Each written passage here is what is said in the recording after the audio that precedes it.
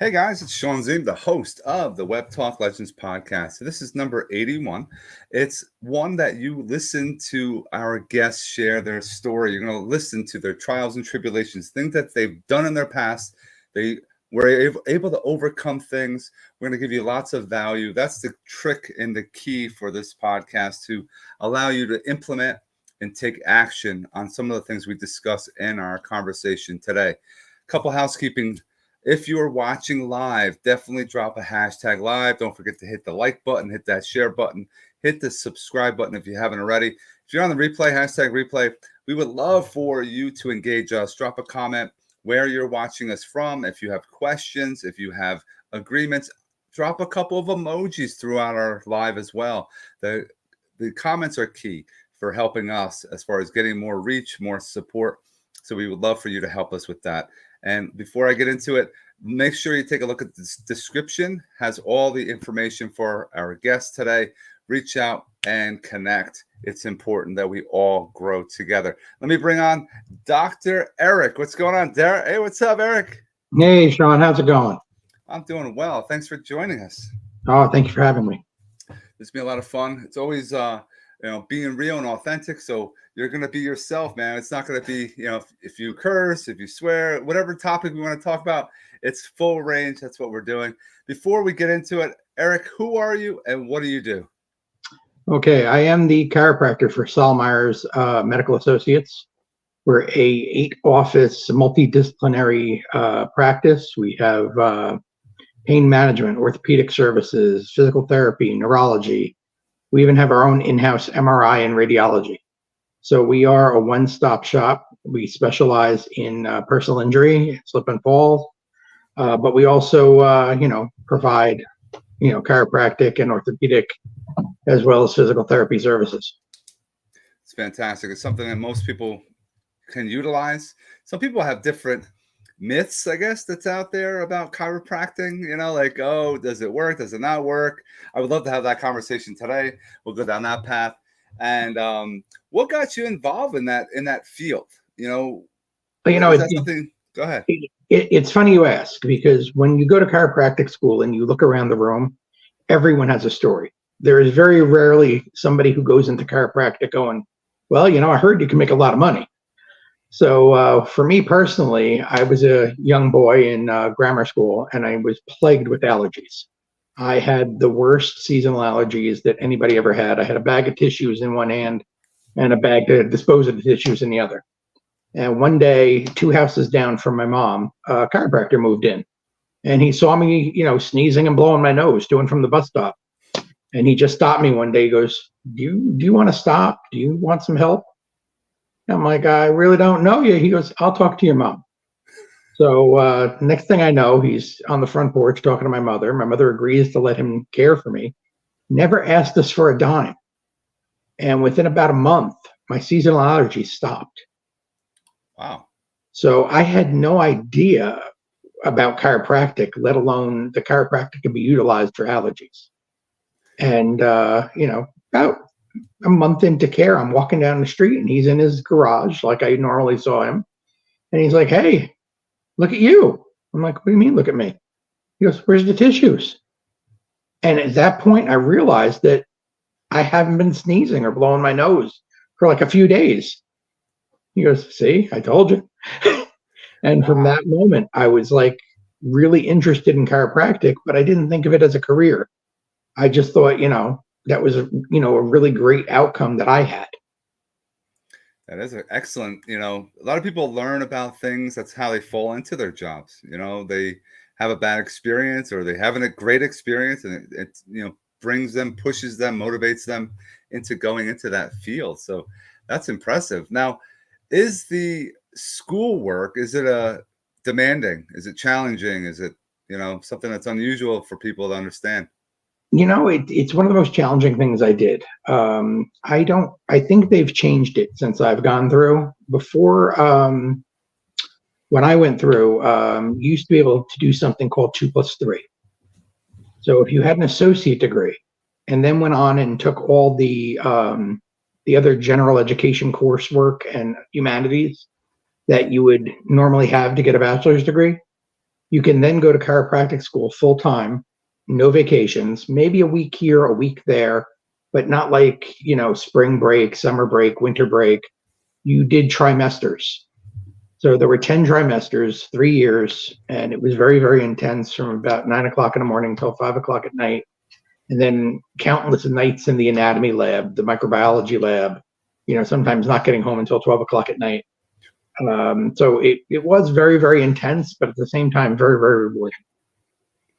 It seems like there's some sacrifice that has to happen for those that are going down that field. Like you said, late nights, making sure you're, it's not, nothing's guaranteed. That's people think, oh, if I get the education, I get the content, I'm going to get a job. And it doesn't always happen that way. No. Because at the end of the schooling, do you have to have a big test? Is there something at the end you have to pass? There's actually 4 board exams that you have to pass, and you take them as you're going through the school. So after your first year, you take the first board. After the second year, you take parts 2 and 3. And then when you finish, it's a practical, written, and radiology board. So the written board, it's, everything you've ever learned. The practical board, you're going station to station, diagnosing people, adjusting people, showing them that you know how to be a doctor.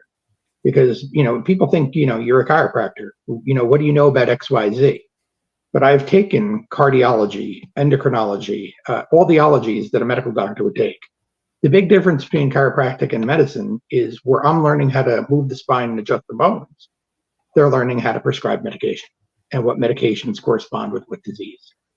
So during my practical, I had to look in eyes and, describe the optic disc of the eye. I had to look in ears and do that. I had to do, different orthopedic and neurologic exams and show that I had proficiency in that.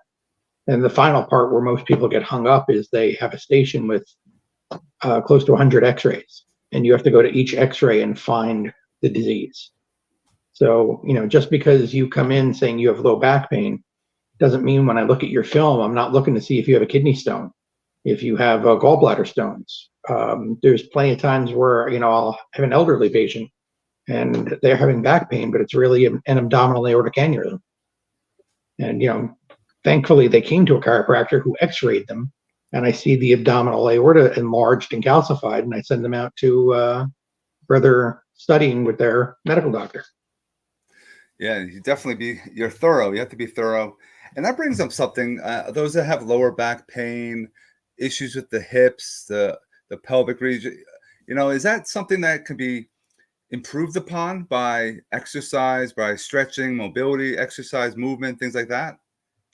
So exercise, movement, and stretching. Let's liken that to physical therapy. Mm-hmm.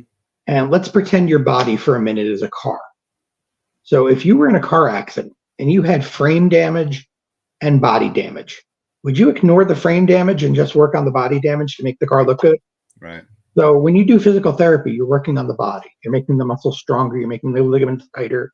You're making the body function better. But if you don't do chiropractic, you're ignoring the frame. So you could have a bent frame and put the most healthy muscle on that bent frame, and it's never going to function at 100%, just like a car. That's very true. And it's those that they're taking the medicine to kind of get through the day instead of actually going and getting a diagnosis and finding out what the actual reason for that pain is. That's what people are missing. Exactly. When somebody's in pain and they sit in front of me and say, doc, I've had this pain in my neck for 6 years. But when I take Tylenol, the pain goes away. So the first thing in my mind is, well, you obviously have a Tylenol deficiency. If your body has Tylenol in it, you don't have pain. Well, we both know that's not true because, taking too much Tylenol is eventually going to damage your liver. But, people, have the 5 scariest words in their mind. Maybe this will go away. Yes. The truth about pain is it's the first symptom to come and it's the first symptom to leave. So would you, agree with me that somebody who has diabetes is healthy? They're healthy. It depends if they're controlling it, I guess, right? Right. But they could be diabetic and have no pain. Right. You could have heart disease and have no pain. Right. First of all, you could have cancer and have no pain. So we can't really rely on pain as the main factor of health. thinking that we're healthy because we have no pain. There could be a million underlying things that unless you're getting a regular exam or you're seeing a chiropractor weekly to make sure that your frame is in alignment, that can go missed. Sometimes chiropractors are the only people that see your bare back because we're moving your shirt up and down, possibly to do muscle work or to put electric stim pads on you.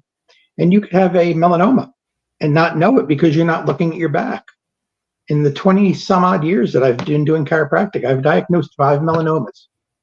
4 of those patients actually listened to me and had it taken care of. One patient in particular, he was in his 30s. He kept on telling me, "It's a pimple, doc. It's a pimple. I got nothing to worry about." Within 5 months, he passed away. Wow. And it just grew out of control. I even gave him guidance on where to go to get it taken care of. And he's like, I'm just going to stick with this local doctor. I don't think I need to go into the city. I don't think I need Sloan Kettering. And then one day he just stopped showing up for appointments. That's a shame. You definitely have to, get a second opinion, check things out. Like, I don't understand why people get information and they don't, take action, implement. It's scary. It's right there out in the open, and people are sharing evidence that something's wrong and they're not checking it out. Right. That's a shame. Absolutely a shame. I want to flip the script right now. I'm admiring your beard, man. How long? I don't do facial hair. I get the 5 o'clock shadow. How difficult is it to have a well manicured beard?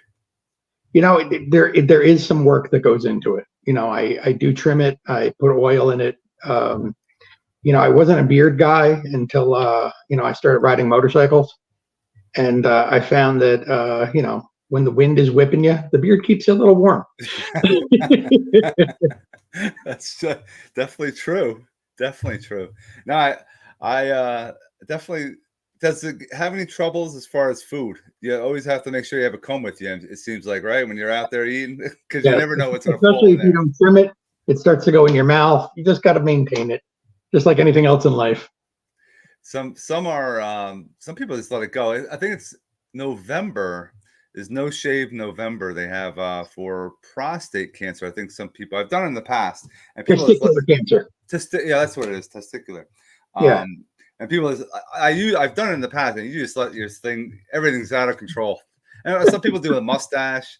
It's something that for me it doesn't work, but it looks great on you, man. Well, thank you, because that's where it got started for me. I would, every November, I wouldn't shave, and patients would ask, "Why aren't you shaving?" And I would say, it's an awareness for testicular cancer. As soon as November starts, it's gone. I mean, December starts, it's gone. But 1 year I just let it go, and then I kept keeping up on it, and people started commenting that it's a look for you. So I was like, all right, maybe I'll keep it. I always have those ingrown. It just gets me. I get all these little pimples and stuff underneath, and I'm like, it starts getting itchy for me. That's my difficult issue with I've gotten lucky there. That has never been a problem. That's why you have the beer and I don't. That's but I like what you said as far as being on a motorcycle, and it keeps you warmer. What kind of bike man are you? Are you a Harley guy or? I have a Harley. It's a 100th anniversary electric glide. It's my baby. How far have you gone on your bike? Have you done some major road trips? The furthest I've ever gone in one trip is probably 400 miles round trip. We did a long scenic trip. I used to be part of a club, and I'm part of a different club now. But back then, when you were prospecting, they want you to get in as many miles as you can. So one afternoon, we took all these back roads to a place called Bill's Bike Barn. It's like a historic bike museum out in Pennsylvania. And it was 200 something miles out and then 200 something miles back. Bikes for me, I probably would try the ones that have the 2 in the front and 1 in the back. I forget what those are called. Not the ATVs, but I need more stability, I think. You got to make sure you're wearing your helmet. You wear leather and all that stuff. It's important to have that safety measure. It's a little scary for me. I like my SUV that I have. So, But it's definitely looks cool. Here's a question. Is it on Harleys that have that rope that's on the right side of the handlebar? Okay, so What is that about? the ropes are generally called get back whips, and it's used by clubs. It's normally the club's colors. So, say the club's colors are black and white. I don't know what color might be Right. black and white. I'm just throwing that out there. And if the lore behind it is, if somebody gets too close to you, you just knock the whip out and hit their car, so they're aware that you're there. Like if you're in their blind spot and they're fluttering over into your lane. Right. But it's usually the bike clubs that'll wear the get back whips. I learned something. I never knew it. I've seen them on certain bikes and never knew what the reason. It looks cool. But that makes sense of why it's there. So I always learn something. Every time I have these kind of conversations, it's always something that people can learn from, because I'm open to it, right? Like a lot of people go into conversations, they always have what they're going to, and I guess an idea already what they're going to say. I'm listening. I want to listen. I want to learn. That's the key thing for conversations and building relationships with people, right? Right. And but how about sports? I would love to hear about and learn about you. And as far as, are you into sports? Are you into more music, food? I love hockey. It's been one of my dreams to be the chiropractor for the Devils. Nice. But they already do have a chiropractor, so I don't see it happening in the foreseeable future. But in my it's 23 years now. I graduated in 2000. Of doing chiropractic, I have been the chiropractor for the Junior Olympic fencing team. I've assisted with the judo competitions that they have in New Jersey. I was at one point the New Jersey Wrestling Association chiropractor. I was one of the chiropractors for the New Jersey Special Olympics. Wow. And when my kids were playing football, I was a sideline doctor / coach for Pop Warner. Now, from like the judo, the fencing, the wrestling, the Special Olympics, what specialty had a lot more issues that you had to really fix? Was there one that was really up there? Out of all of them, you would guess that it would be like the most physical, like judo or football. Right. It was fencing. Because with the Junior Olympics, the girls can start somewhere near kindergarten. So they really have no idea what they're doing. And between saber, fencing, and epee, there's different ways you could score. Saber is the most brutal. You just need a hit. Where fencing, you need a hit on the chest or the lament. Yeah. For epee, it's chest, helmet. Saber, they just whip that thing and you get your hits and you win. And these little girls have no fear, and they just go at each other, and they're not padded. It's a stick of metal. And in the very beginning of each season, you see these kids beating the hell out of each other. And then by the end of the season, you see how they get their form. You see the way it gets refined. But hand injuries, shoulder injuries, arm injuries, just from these little girls whacking each other. I don't know if the boys are just more afraid, but the girls it's just like unbridled, and they go at each other with these swords. It's amazing. It's funny, being a teacher for 22 years. I had a fight the other day, and there were 3 girls fought 3-on-1. Like you said, the girls are just completely go buck wild. They go at each other. They fight. Guys, they talk. They're more talking. They yell. They swear at each other. You can get it there. I think they try to make a big, a spectacle. So everyone's like, "Oh, they're gonna fight," but it never happens. The girls, they don't bullshit. They just right into it. Go. Well, it's like peacocks. The males have the colorful feathers. The females are white. Yep. So they just have to go at it. It's just it's amazing to watch. But I'm like, oh my god, 3-on-1. That's not right. You got to fight somebody. 1-on-1 is always good. Right. That's fine with me. I want to find out, for those that are watching, a lot of times they have lots of stress. Is there anything that you can share with us that you utilize, your patients utilize to help them overcome some stress in their life, because our lives are pretty stressful, most of us, right? Well, you need to stop and breathe. If there's something that's stressing you out, you have to figure out what it is. If it's something you need to conquer, you need to figure out and set a plan and conquer it. If it's something that is in your way, you have to, again, set a plan and get around it. But if you're getting stressed over something, you don't hide. You figure it out and you overcome, and that's the only way that you're going to move forward. I like that a lot, because it's we're in a crazy world right now, right? What do you think about what's happening in this world? It's people are not out to help others. It seems like it's no for themselves. I mean, it's crazy. Like when we were coming up, you were taught to respect the military, you were taught to respect the police, and now you see all these TikTok videos where people are just going nuts. It's like if you get pulled over, my first response is I roll down all my windows, I turn on all the lights, and I put my hands on the steering wheel, and I let the police officer direct the stop. I may have done nothing wrong or feel I've done nothing wrong, but he doesn't know me, I don't know him, and in his mind he's preparing for the worst. He could be thinking that I have a gun in the car and I want to kill him. So I want to put him completely at ease. So this way, half the time, it's just, license, registration. Do you know what you were doing? And they hand it back because you made them feel comfortable, and you don't even get a ticket, even if you were doing something wrong. Just that you made their day easier. You took away some stress, which we just talked about, out of their lives, so that it was a little bit easier for them to go through. And it's important to, have that and help others, because it's, if everyone woke up every single day, how can I help you?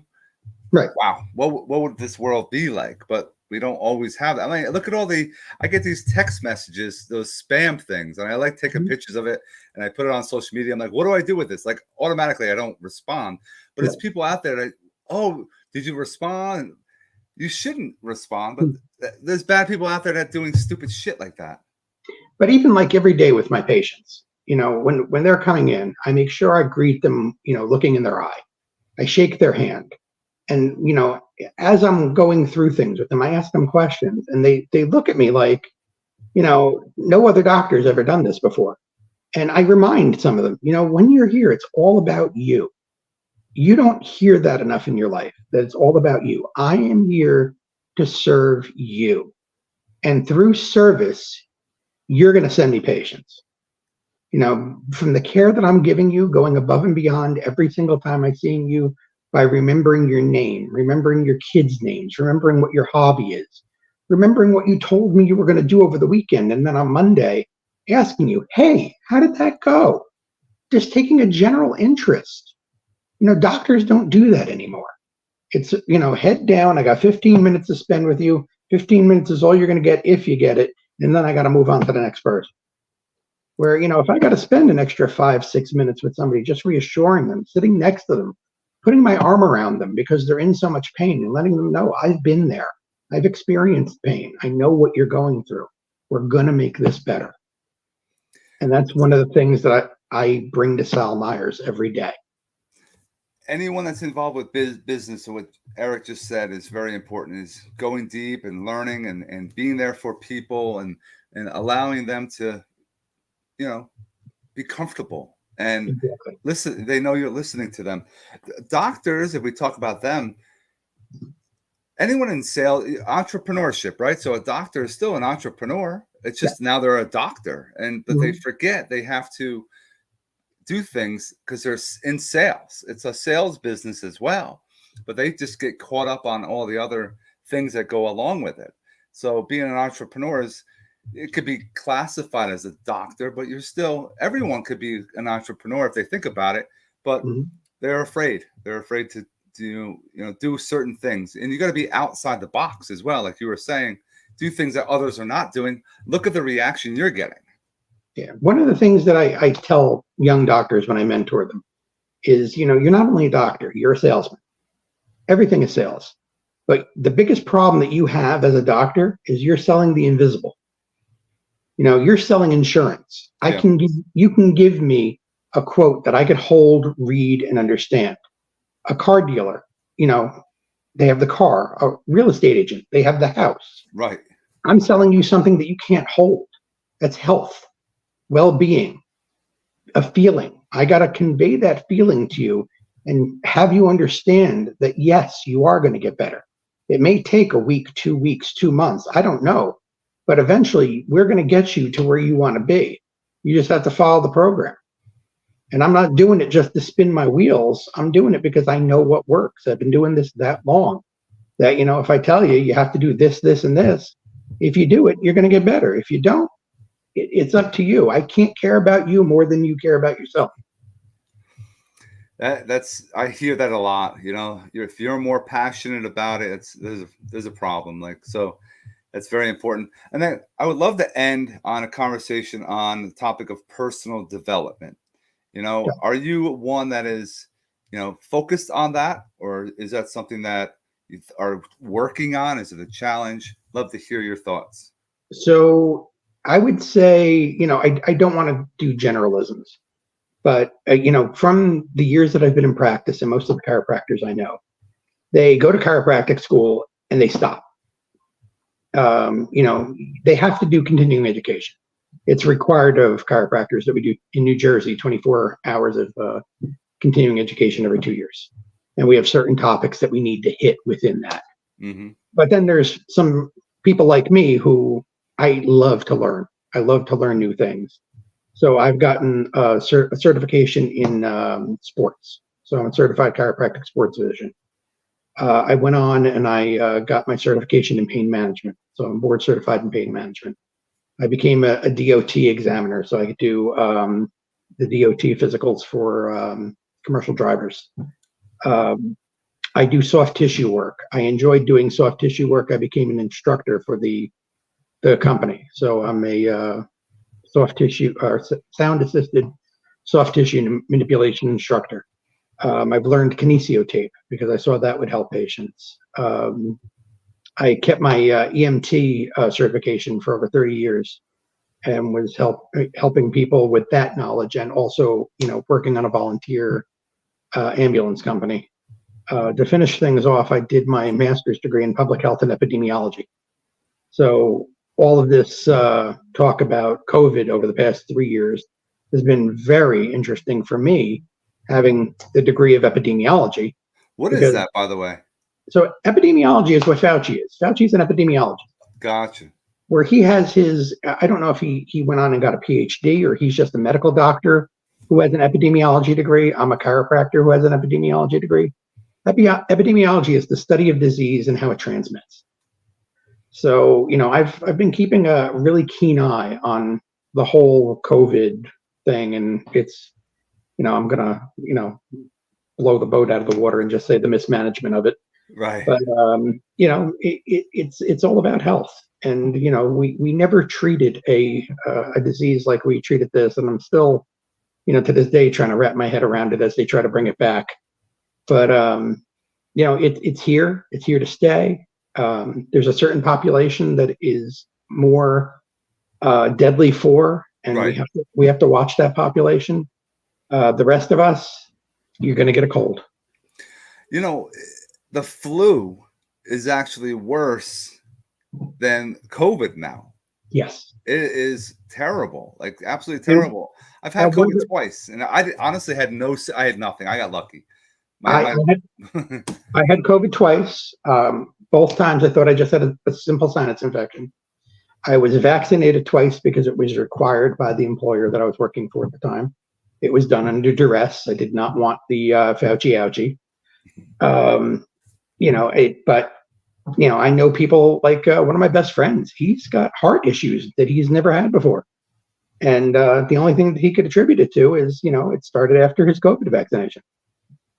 So, and he thought, he should get it because he's a contractor.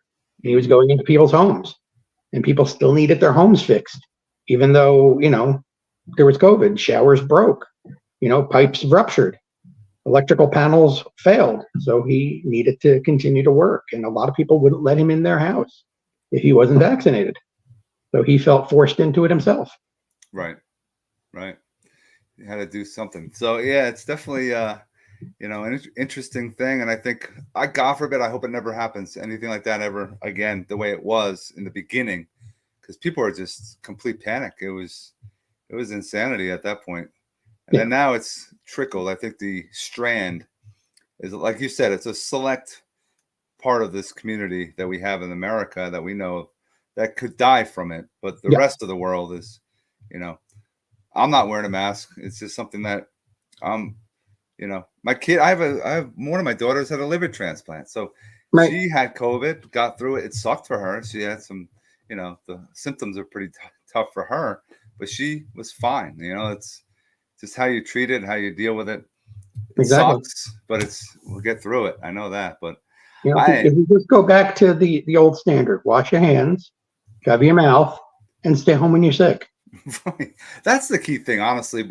Employers have to now understand that's how you keep everyone healthy. Is if you're sick, don't abuse the sick days, but if you're sick, stay home. Right. That's the important thing. And don't go in there. If you're coughing up a lung, you're sneezing like crazy, go home. So you don't get everyone else infected. So that's it. But man, Eric, the time flies. I appreciate you coming. There's lots of value in this, guys. If you're popping in now, don't forget, look at all the information in the description. If you want to connect with Eric, reach out to him for his services, to listen, talk to him, get to know him more. He's here to help others as well. So I appreciate you, Eric. Thanks so much for being with us. Thank you for having me. And everyone else, wherever you are in this world, have yourself an awesome rest of your day. Have a great day, guys.